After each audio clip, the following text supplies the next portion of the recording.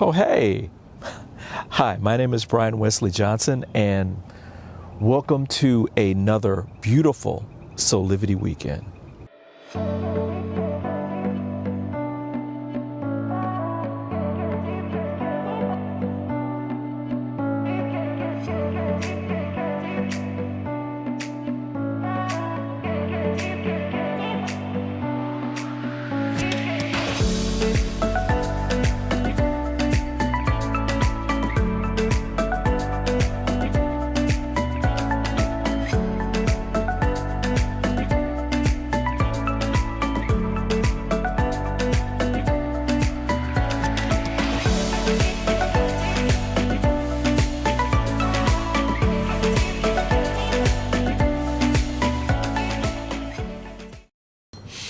Hey everybody, I am so excited about our new show today. We've got some exciting things to share with you. First and foremost, we're going to do a little traveling. We're going to go to one of my very special places on the planet, but I'm not going to tell you too much about that yet. You're going to have to wait for that, because even more special, I had a great chat with my new dear friend, Michael Clinton. Michael Clinton is a true Renaissance man. He's an author. He's a photographer. He's a world traveler. He's even a marathoner, y'all. He's run marathons on like 7 continents. So he is an extraordinary person, and we had a fantastic chat about his new book. And this book is very special. It's one of those things that you go out and buy that will really help you re-envision yourself, reimagine yourself in a different way, and can really help you create your life of joy, peace, harmony, and happiness. So enjoy my little chat with Michael, and I'll see you back in just a few. Bye. Michael, so glad that you're here on Soulivity Weekend. Brian, it's so great to be with you. I love everything Soulivity stands for, so I'm honored to be here as one of your guests that you're talking to. Oh, thank you so much. I am looking forward to talking to you about roar. And I must say it like that because that's what it invokes in me as I've read through the book and the concepts in the book that are so important for us to know, feel, and integrate into our lives. I want to first start out by reading a quick quote from the introduction. My mother was an English major, and so she was always big on reading the preface, the introductions, and then the suffix at the end, right? And there's a beautiful quote in the beginning of the book that says, if you open yourself up to the possibilities that are in front of you in all areas, from love to work to realizing the true you, you can successfully leap into a new chapter of your life. This is so important. But my question to you is, when did you know that you wanted to make a significant change in your own life? When did that moment where you said, you had the aha kind of moment? Well, I had a very long and successful career in the magazine publishing business. 40 years, I had some amazing experiences. I helped our team launched Oprah's magazine. We launched HGTV and Food Network. We published Esquire, and I was the longtime publisher of GQ. So I had a really rich experience. But when I sort of knew in my internal clock that I was sort of ready to go to the next place, um, when I did my homework, what I learned, Brian, is everything that was being written about was about winding down. And I wanted to take the philosophy that we could wind up. Because if you're 50 and healthy or 60 and healthy, accent on healthy and taking care of yourself, you can live another 20, 30 years. So there are lots of possibilities for you. And that's what I wanted to focus on. Wow, amazing. And it's so necessary. We're talking offline about the need for people to create a new normal in their own lives. And and what I mean by that, everybody, is you're born into a situation, into a life experience that is dictated by your own parents' journey. The new normal is about you creating the life that you want based upon what your internal awareness is telling you in terms of your creativity, your passion, your purpose, all these different things that you've kind of come into awareness as you've moved into your more adult life. Michael, I mean, people really need to know that roar isn't just, I know, you got songs out there, roar, and empowerment and those kind of things. That's part of what you're talking about. But it's more than just an attitude, right? Can you tell us what roar means, what it actually stands for? Sure. Yeah, thank you. It's an acronym. So each letter stands for something. One is, the first R is reimagine yourself. What is your favorite future? I mean, you talk about beginnings. I was a product of a very poor working class family, inner city high school in Pittsburgh, no money, no education. So I had to figure out what was my favorite future, and education was my path. O is not just own who you are, but own your numbers. Own your health numbers, your financial numbers, your final number. I mean, go to 90 and work backwards. What legacy, what contribution did you make to your family or community? A is your action plan, and there's a great part in the book, as you know, called the life layering process, which I think is a great formula for people. And the final R is reassess your relationships, because it's the people that you have around you that are going to help you fulfill your next new normal and where you want to go in your life. You've got to get rid of the toxicity, the toxic people, and you've got to surround yourself by, I like to say, Team You, YOU, who are helping you get there. So it's a four-part process with lots of inspirational stories. I interviewed 40 amazing people who found their new normal. And I also have a lot of tools and resources for people to tap into to find a practical path to get there. Wow, I love it. I love it. I love it. I love it. And each step in roar is vital to creating this new life. Let's dig in a little deeper. The first step is reimagine yourself, right? When I think about this, I'm thinking that maybe as part of this, you're digging deeper into your own self-awareness, right? You're going a little deeper into what does life mean for me? What do I want out of life? This can be hard to do, right? I mean, what are some of the things that, now people, you got to go read the book. So we're only going to give you a little bit. But what are those things that you kind of tell people like, okay, should be your first step, into reimagining who you are? So let's pick 45 to 50 years old, so to speak. You are about to go into the second half of your life. You've lived a life, you've lived an adult life, you've made good decisions, bad decisions. I don't like the word midlife crisis. I like the word Yeah, midlife awakening, because yeah. you've kind of awakened to who you are and what you want and what's important to you. The 40 people I interviewed, I would say they all spent a good year or more digging deep into themselves. What did Mm, they want to do every day in work?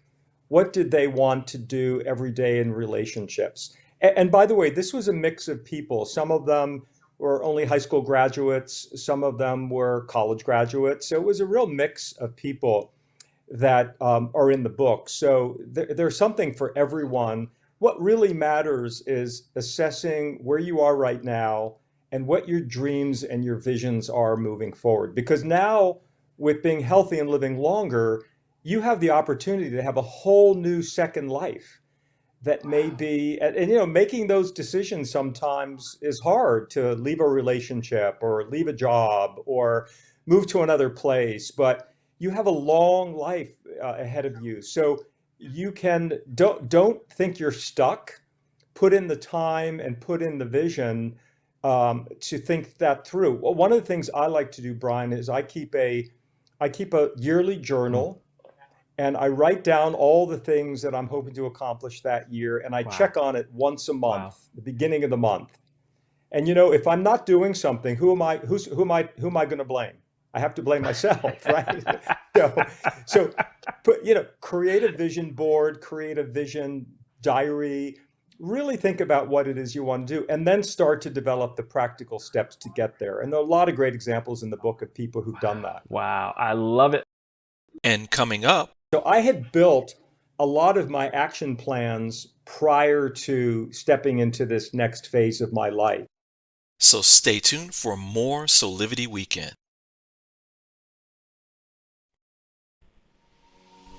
Hi there, Sheila Applegate here with some exciting news. I've joined the incredible Soulivity team as the host of the new Consciously Awesome live show, where I will be sharing insights to help you discover your full brilliance and claim the vibrant life you deserve. So tune in every Wednesday right here on Soulivity TV to join the fun, and remember to subscribe to the channel so that you don't miss a single episode. Have an awesome week, and I will see you on Wednesday. Life is full of moments. And when sickness breaks your momentum, from the 5 a.m. stomach bug, or stress and anxiety at work, don't forget you have Teladoc. Great care options by phone, video, or app. 24/7 access to doctors. And access to therapists 7 days a week. From anywhere you are. Day or night.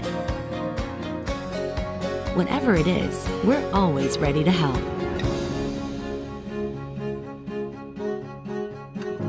So you can get back to enjoying life's best moments faster.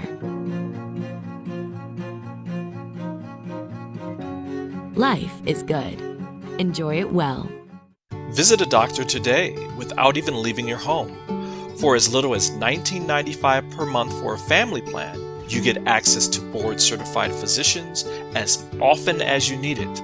And there's $0 for medical visits anytime, anywhere. Register now by visiting soulivity.com/health perks. That's soulivity.com/health perks.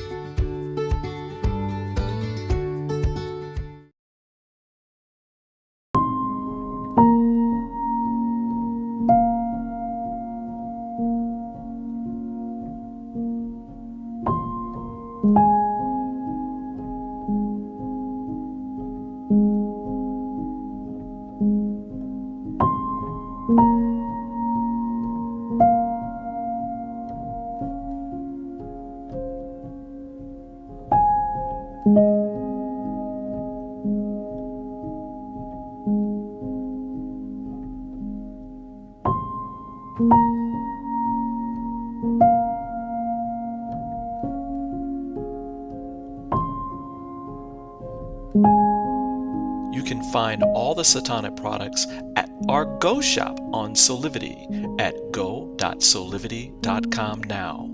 Shop for beauty products, skincare, hair care. It is all there at the Go shop. Go shop Soulivity. And now back to more from Soulivity Weekend. Own who you are. I love it. I love it. I love it.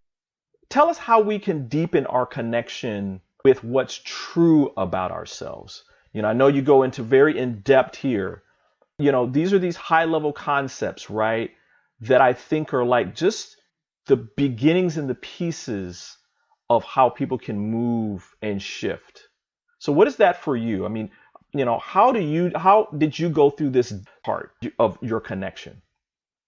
Well, part of that in owning who you are is the situation that you're in right at the moment. So one of the things, we did a survey in the book, a national survey. We had a broad over 600 people responded. They were from all walks of socioeconomic life. And one of the top things that they report is, I wish I had done more with my education, so I had a better profession or career. And what I like to say is, today, there's so much money around for people in midlife. There are Pell Grants and federal grants. Yeah. And there are some states where if you're 60, you can go to college for free. Yeah. There are certificates. There's something called MOOCs, Mass Open Online Courses, that are free. Yeah. So you have to take the real brutal assessment as to where you are and how you move yourself forward in your own dream and in your own vision. And that also includes the things that bring you joy and happiness in your life. I mean, Right. Women are now having babies at 50. Exactly. If you've delayed motherhood because you didn't find the right partner for whatever reason. And so what are the ways that you can either have a child at 50 or adopt at 50, if that's truly, truly what you want? But once again, it gets back to your own personal North Star as to what's right for you. Right, right. Again, such good advice. The next is, I kind of think of this as again, it's the action step, right? It's the movement, it's the verb between the first two steps of creating what this being state is, right? Who do you want to be? How do you want to feel? What's that look like? And now you got to move, right? You get the message, you got to do. It's act on what's next for you. This reminds me of taking the leap, right? You're going to take the leap into this thing. What was it like for you when you realized this? Okay, I'm going to take this leap into doing this passion-filled, purpose-filled, best life that you knew was there. You just had to now take the action to move. What was that like for you? Well, what it was like is realizing that when I left my day-to-day job, and I think a lot of people think about this, they think retirement is going to be a panacea. And I think retirement is an old concept, because you can only, go hang out with the grandkids and play golf, the proverbial golf game, for a while, and then you start getting really bored, right? So I knew that I was a very motivated person, and I wanted to learn more. So I went back to school in my 60s. Wow. And got a master's degree in my 60s in nonprofit philanthropy, because I wanted to do a lot more in the nonprofit space and giving back and working in helping people and from all walks of life in all different forms. So I'm on several nonprofit boards, including the board at Pace University in New York City. And we focus on first generation college students, primarily kids who are in underprivileged communities and neighborhoods, and not just New York, but around the country. And we like to get kids into a track to be first generation college graduates. So that's me. I'm one of those people. So I like to really spend my time helping to do that. And so, I identified my passions that I knew I was going to move into. One of them was being more giving back nonprofit, but I also obviously wrote this book and wanted to become a voice in the space. I'm a big traveler. I'm a marathon runner. I'm a photographer. So I had built a lot of my action plans prior to stepping into this next phase of my life. So, it's building blocks. And I'll go back to this chapter of life layering, because you can start that at any time to build a layer. Pick a hobby that you really love and start building it now, so that you can, have a very rich life in that experience moving into your future. And the book explains that. Yeah, we two thoughts about this. First, we share a similar path to doing what we love. A lot of people didn't know that some of the things that I was a musician for many years, playing in my hometown and bands and that kind of thing. As part of that, there was the creative side of doing graphics and promotions and all that. in addition to the day job, which was in business development. But I also was into photography. I also was into, I was also into all these other things that surrounded the idea of creating the roar experience in my life. But until I went through this process that you kind of described very beautifully, I didn't understand, oh, this is why I put all these tools in the tool belt. So that when I step out, I have the skills and the resources and stuff to do it. So I really appreciate you talking about that in those terms, because I think people will you don't have to throw the baby out with the bathwater. That there's things that you have learned over your experience that you can bring into this new experience today. The other thing I wanted to ask you about was, I define, you have your passion, right? Which is this thing that you get up in the morning, you're excited to do. You don't have the dread, right, of going to a job. You want to, so you're like excited. But I look at purpose as your passion realized through service, right? Right.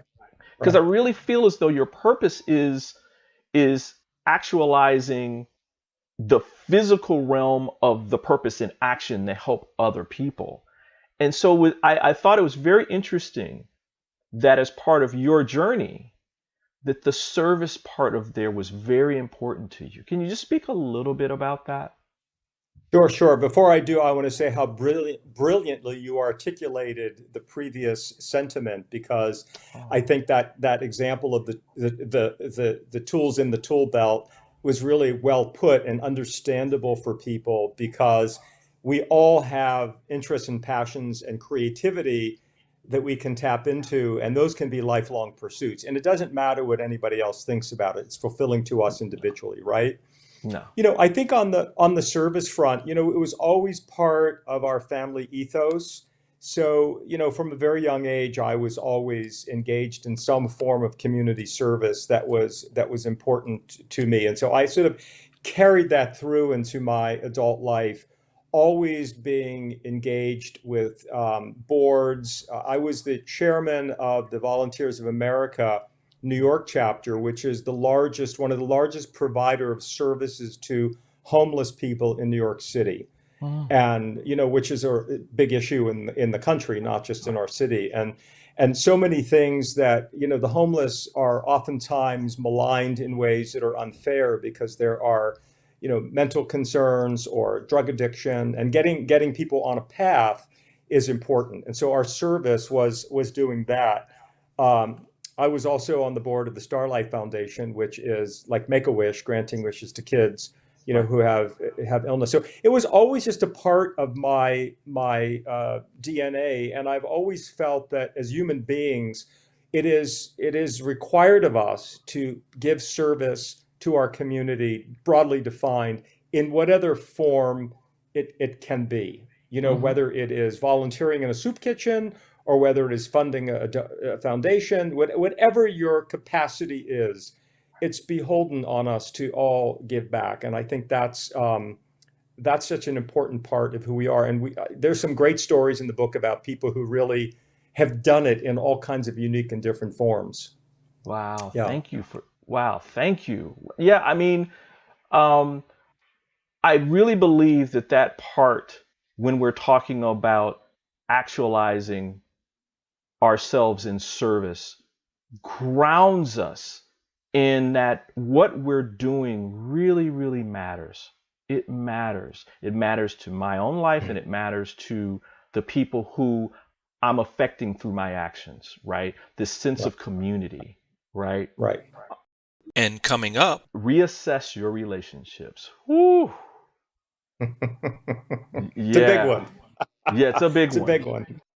So stay tuned for more Soulivity Weekend. Life is full of moments. And when sickness breaks your momentum, from the 5 a.m. stomach bug, or stress and anxiety at work, Don't forget you have Teladoc. Great care options by phone, video, or app. 24/7 access to doctors. And access to therapists 7 days a week. From anywhere you are. Day or night. Whatever it is, we're always ready to help.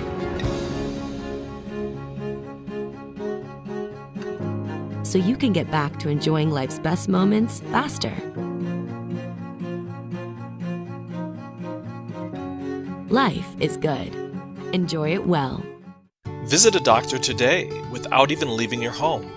For as little as $19.95 per month for a family plan, you get access to board-certified physicians as often as you need it. And there's $0 for medical visits anytime, anywhere. Register now by visiting soulivity.com/health perks.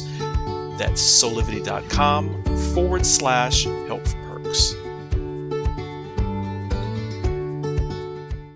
Are you ready to take that first step towards true, unwavering inner happiness?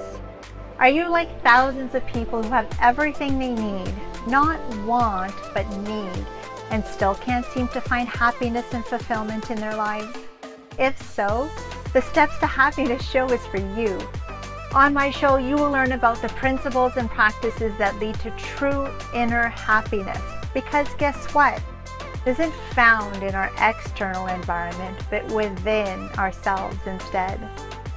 Together with my guests, we will explore the latest physical, mental, emotional, and spiritual well-being practices.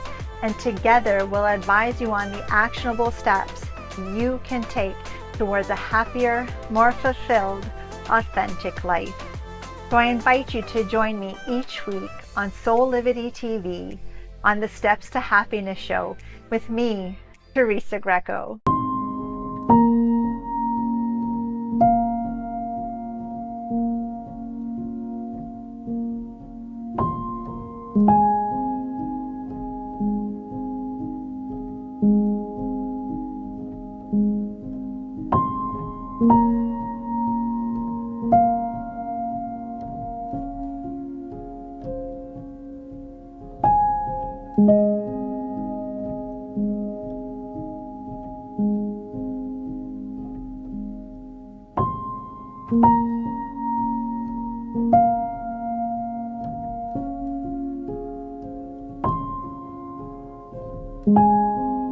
You can find all the Satanic products at our Go shop on Soulivity at go.soulivity.com now. Shop for beauty products, skincare, hair care. It is all there at the Go shop. Go shop Soulivity. And now back to more from Soulivity Weekend. Another important concept, which is the last one, and reassess your relationships. Woo! It's a big one.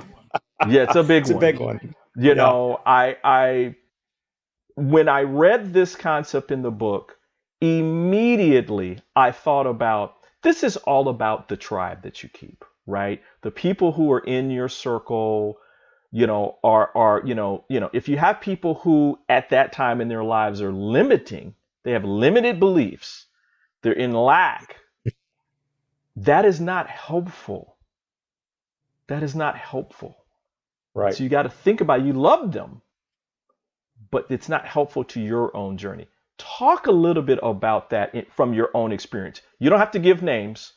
We can talk about that offline. I might have to, come across some of these people, but Well, first of all, it's very much when you reassess your relationships, one of the core fundamentals of that, of course, is reassessing your relationship with yourself, right? And that's a hard thing to do too, because we don't like to admit our faults and our weaknesses and all the things and we're all, we all have flaws, and we have to acknowledge them and be, proud of them, and also fix them and work on them if they're negative. But then, that your closer ins, your family, your tribe, as you say, your posse, I've had to edit out, if you will, members of my own family who I felt were, destructive, people in the context of the dynamic of the family or for me. And I think that's hard to do because, the old saying, you can pick your friends, but you can't pick your family. But sometimes, you can also pick your family in terms of the ones who are going to be there for you. So, and then it goes from there to, of course, work and work environments and, are you with the right people and the right mentors and feel good and positive in the environment. And then it's the broader community at large. It's your neighborhood, it's your social organizations, it's your church, it's the people who are around you and who are the ones who support you. Because I think when you're in midlife, my mother, when she was 64, asked my Wow. father for a divorce after 40 years. And, there were no other Right. people involved. She just wanted a different kind of life. It was interesting to see who rallied around her Mhm. and what people were threatened by her decision, what people supported her decision. Yeah. When you make that kind of decision at that point in life, it's a hard decision. And so keeping your antenna up around you as to who's going to be there to support you, even your own children, some might and some not. So when you're in midlife and you make a big course correction, you're upsetting Yeah. an apple cart that people have about you, even about yourself. And so, it is your decision that you want to make. So find those people who are going to be, as they say, the wind beneath your wings to get you to the other side of where you want to go. So yeah, it's tough, but it's necessary. Courage. Wow. Wow. Yeah. Yeah. I mean, again, I love the fact that you're connecting the relationship, the inner relationship that we have that goes back to the beginning, right? Reimagining yourself, right? You're preparing yourself for this journey, and the last quote unquote step. My guess Yeah. is you'll be kind of jumping from step to step to step to step. That it's not this linear kind of thing. That part of that reimagining is also deepening, your personal relationship, which then will affect your outer relationships as well, right? Because it's an inside out job, not an outside in. Yeah. Yeah, no, you're absolutely right. It's not linear, it's fluid, and you're moving through these processes, at all times. But you said something earlier, which I think is so true, and I remember having this discussion with many other people. This notion of the new normal, your life is always changing. And Yes. so think about people who have had children and the kids are grown up and all of a sudden you're an empty nester. That's your new normal, Yeah. right? And so that's one phase of your life. Then Right. you have another new normal when you decide to, leave your job or your spouse leaves you or passes away or you're elderly and you can't take care of yourself. So life is a constant adjustment to reimagining and identifying what your favorite future is in this journey. And what's interesting is that with this 90-year life potential, this notion of 100-year-old people is for your children and the children born today, living to be 100 is not going to be the novelty it is today. No. It's in the year No. 2100, it's projected there will be 5 million Americans 100 years old. Today there are 90,000. So the life cycles that we know are all going to change, and we have an opportunity to live a different kind of life when we're 50, 60, 70 that our parents didn't have. And that's a gift. It's a gift of time. It's a gift to us to be able to do the things. I like to say, go back to your younger self and reclaim something that you left on the shelf. And Mm, what is that thing mm, that you left that you mm, might pick up and begin to reignite? And it can mm. be a creative skill, it can be an interest in giving back, it can be whatever it is. But go back to your younger self because we all leave things behind, right? Yes. Yes. Oh, Yeah. wow. That is such that man. Thank you for that. Thank you for that. Yeah. Um, One more question, but I want to set it up with this because I love this again. I love the pieces that you're putting together. And I'm going to go back to almost kind of like the beginning of our interview together. The message behind Roar is that you need to put your life on hyperspeed until your dying breath, regardless of when that may be. So that connects to you, what you were just talking about.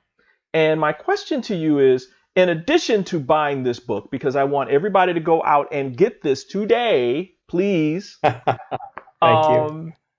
What can we do today to start to roar? It's such a great question. I mean, I think what happens as you live longer, and you notice I don't use the words get older. I use the words live longer, because it's a positive framework. And we can go through language and images in the culture that hold us all back in ageist kind of ways. And by the way, that affects all of us, regardless of our gender or our race or our religious beliefs. You know, all of this affects the royal we, right? Yes. And so I think that, you know, literally, I call it, you know, in the morning, a gratitude morning. So in the morning, I'm grateful that I'm going to have another day. Yeah. I also think, what is it that I want to accomplish today? And I don't mean a work thing or getting the house painted or, you know, chores. I mean, what thing can I do today that is going to either give back to someone or affect someone's life or improve my own life in a broader way, and make that a daily ritual. And that begins to compound on itself. And if that notion, I met a wonderful woman who is a professor in Nevada. She was the first woman in her family to go to college. She's from Mississippi, a small town in Mississippi, and she's in her early 60s. And she made a decision to go back to her home in Mississippi, her hometown, which is a very very underprivileged area. And she's made the decision she's going to run for Congress. And I said, wow, that's a big decision. And how did you come to that? And she said, every day, you know, I woke up and I thought about what is my next journey. And as she put those pieces together, she realized she wanted to go back to where she came from. She wanted to make a contribution. She determined that her contribution was going to be through policy.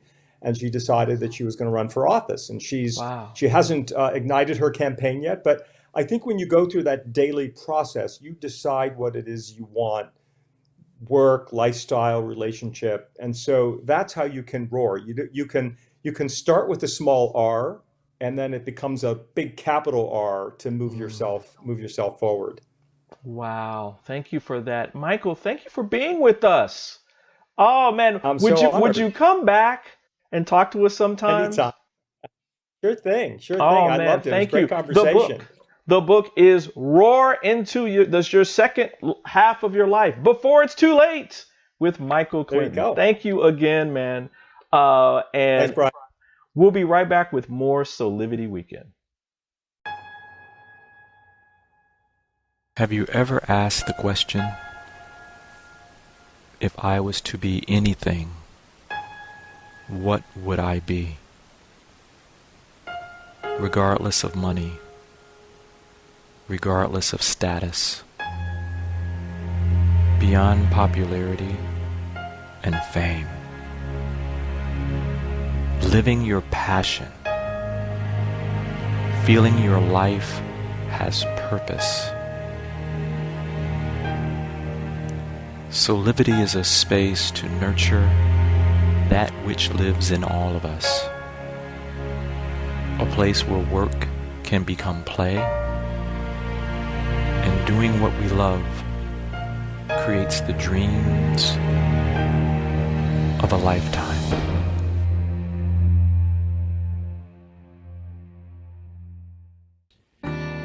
Thank you for tuning in to Beauty and Gratitude with D'Angelo Thompson. That's me.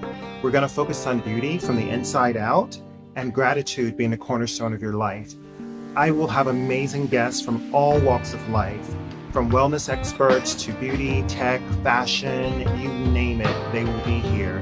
And we have amazing names coming up in the near future. So tune in every 2 weeks, 8 p.m. Eastern Standard Time on Soulivity TV or Soulivity Magazine. Thank each of you for watching, and focus on life, focus on gratitude. Thank you.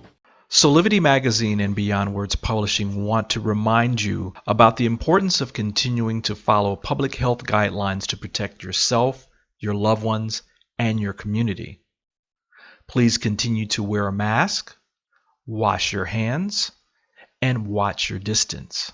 Please visit these sites for further information about how to stay safe from COVID-19 into the new year. Remember, love protects us.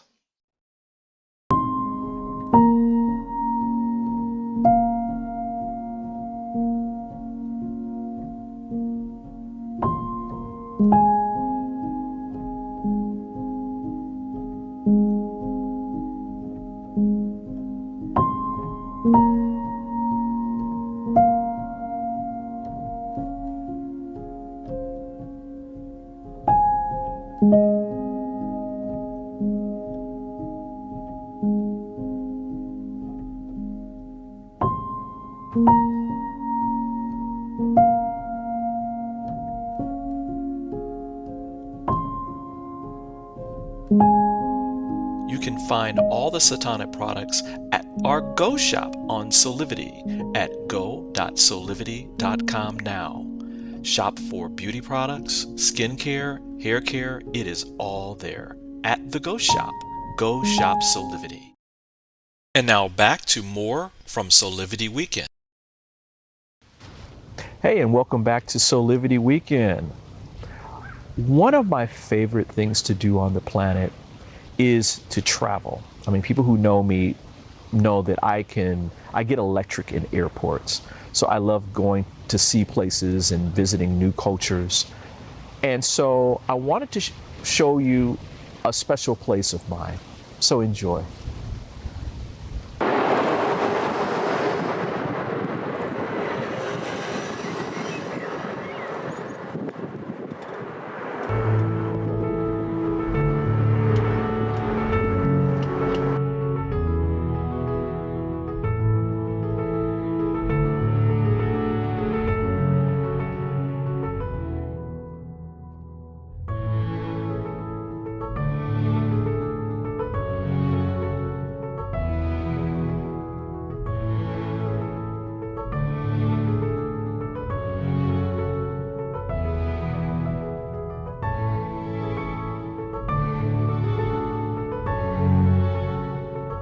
It's kind of funny. I've never thought I would do a video like this where I'm talking about, which a lot of my friends tell me is my favorite city in the world. And I decided to create something that would share why this city affects me the way that it does. So where do I start? I'll start by saying that my fascination with Paris was evident a long time ago. I remember my mother, actually she spoke French and she studied the French culture as part of her studies in terms of drama and music. In fact, there was at one point she was offered to study school here, study music here, I should say. And so as a little boy, I remember her singing songs like Frère Jacques, you know, dormez-vous, dormez-vous. And she would teach me how to sing in French, and I remember those days. So I guess the seed was there for me a long time ago, and it didn't become really evident until I started coming to Europe, traveling here, specifically for work. It was 2009, and I had been offered a position to work in Germany. Well, as part of working in Germany, The weekends were typically mine to do what I wanted to. And so I remember there was one time where I decided to hop on the train and come to Paris. I had never been here. I've been wanting to come here. And the high-speed rail had just been put in. And so I decided that I was going to go to the City of Lights, make this fantasy come true. And so I hop on the train, as I said, and I come to Paris, and I get off at Gare du Nord, which is the train station, one of the main train stations here. And as soon as I walked out of the train station, actually, I would say when I was actually in the train station and I saw the beauty and majesty of this train station that is really old, and I saw the people, and I immediately fell in love with the city. The architecture, the people, and it was like I had come home, or at least a part of me came home. When I come to Paris, I typically stay in an apartment. The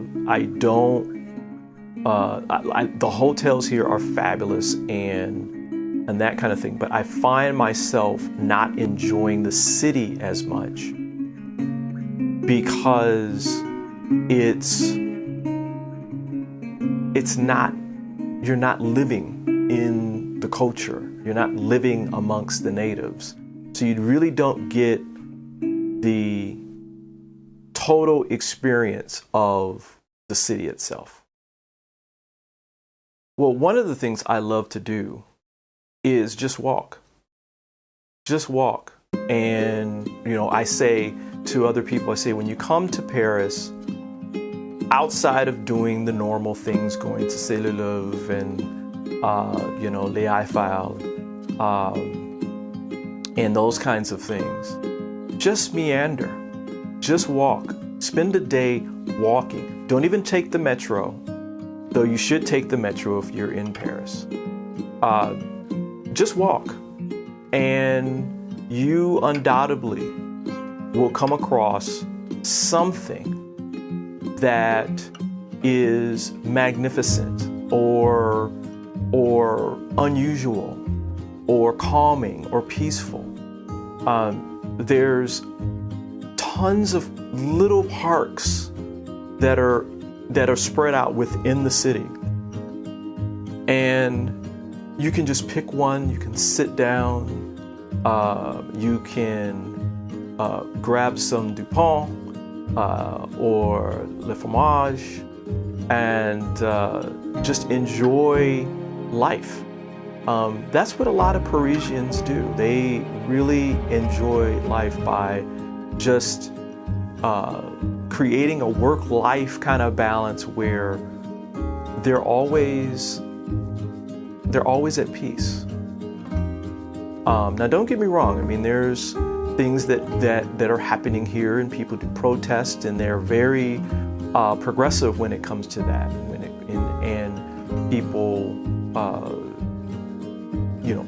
making sure that their rights are intact. And there's the other part of their life where they are very passionate about living in all the aspects of life.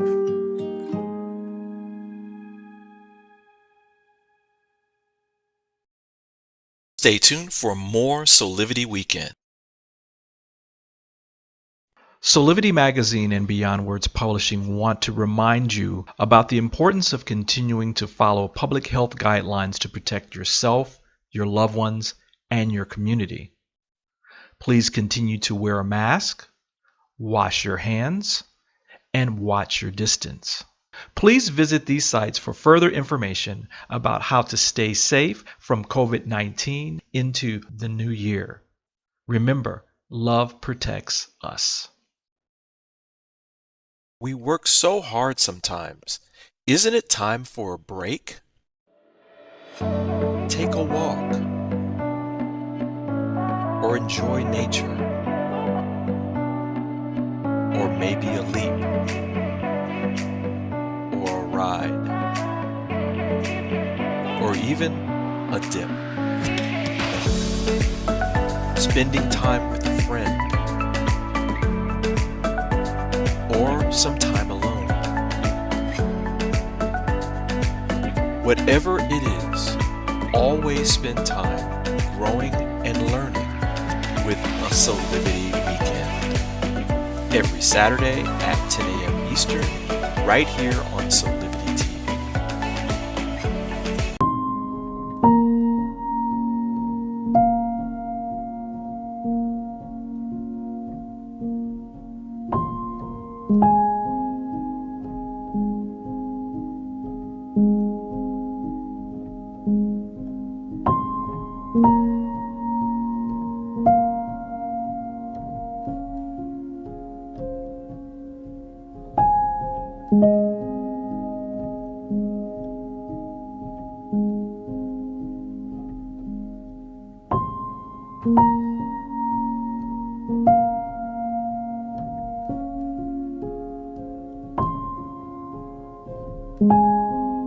You can find all the Satanic products at our Go shop on Soulivity at go.soulivity.com now. Shop for beauty products, skincare, hair care, it is all there. At the Go shop. Go shop Soulivity. Have you ever asked the question, if I was to be anything, what would I be? Regardless of money, regardless of status, beyond popularity and fame, living your passion, feeling your life has purpose. Soulivity is a space to nurture that which lives in all of us. A place where work can become play, and doing what we love creates the dreams of a lifetime.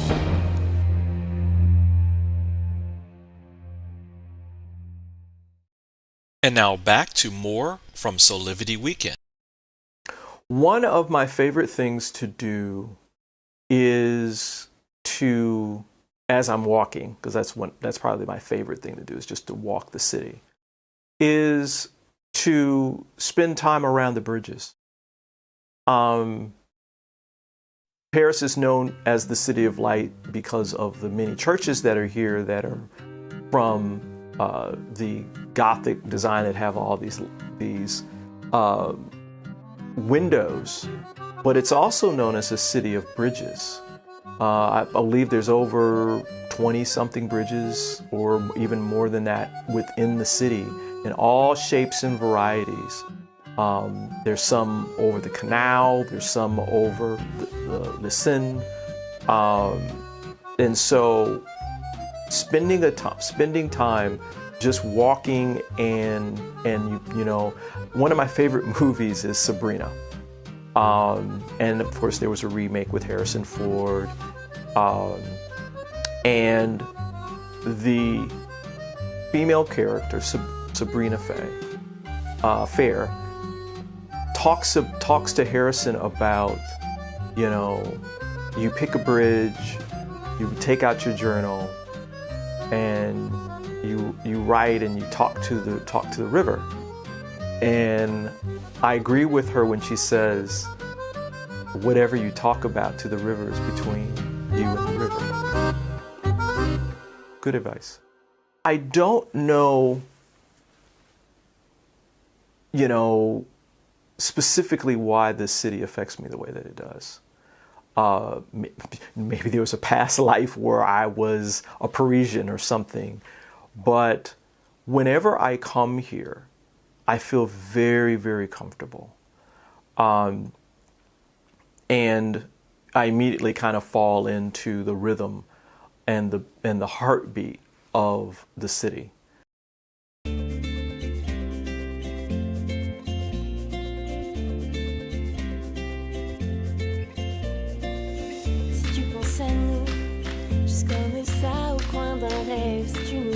planète. Toutes nos folies passagères, on n'avait rien que nos regards. On était ni stable ni sage, les questions qu'on se posait pas. Oui, rien n'est trop haut pour notre histoire. On a tout ce qu'il faut, ne laissons aucun autre choix. Jamais trop tard, jamais trop bas pour se battre. On fera bien mieux qu'avant. On fera bien mieux qu'avant. It was good sharing all this with you. I hope that you do make a trip to Paris soon. Si l'on se laissait le temps de perdre nos You will repères, definitely not regret it. l'envie de vivre pour se plaire. Si l'on jouait à s'oublier et réapprendre à se connaître, peut-être que l'on découvrirait que rien n'est trop haut pour notre histoire. On a tout ce qu'il faut, ne laissons aucun autre choix. Jamais trop tard, jamais trop bas pour se battre. On fera bien mieux qu'avant. On fera bien mieux qu'avant.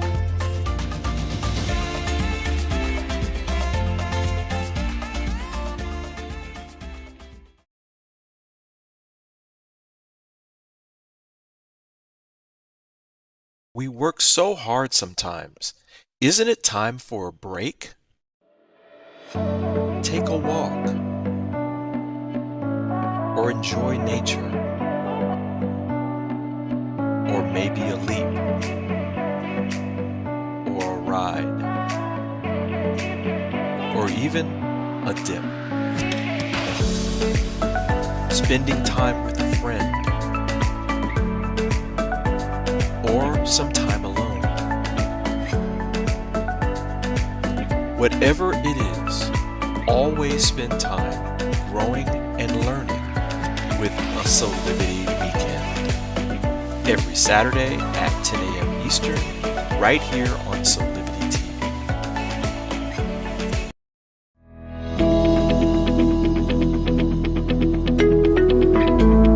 Maybe not so much in the UK and Ireland, but certainly in the United States, I would find that a lot of people use the word autism to describe someone who has an intellectual disability. Now let's just clear a few things up. Yes, those with intellectual disabilities can be autistic, although by and large, autistic people tend not to have intellectual disabilities. That's where it lies. And this is where the problem really is that a lot of people think that autism is an intellectual disability, whereas it isn't. What it is simply a different way of processing and communicating information. So if I were to ask and plead for one thing, it is please, please do not use the word autism to describe a learning disability, although I do keep in mind that there are those with learning disabilities who are autistic as well.